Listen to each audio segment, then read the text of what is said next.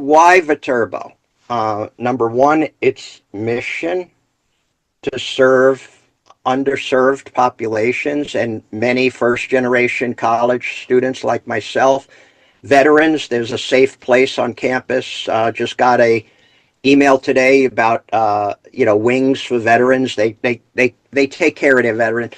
My dad came to the U.S. in 1939 from war-torn Europe at the time, and he was valedictorian. College wasn't a choice. So I wanted to make sure that resources were available for underserved, and margin for mission is at the core of us.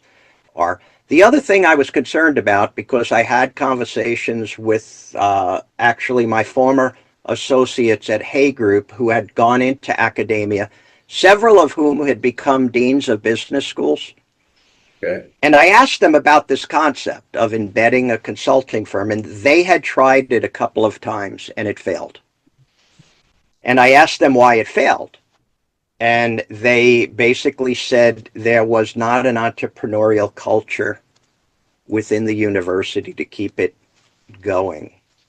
So I talked to the chief academic officer at Viterbo. So I had already checked the list that Rick Tritley, the president, a veteran himself, and setting up a place for veterans was, I looked at the Pell eligible rates. It was clearly serving and under that fit.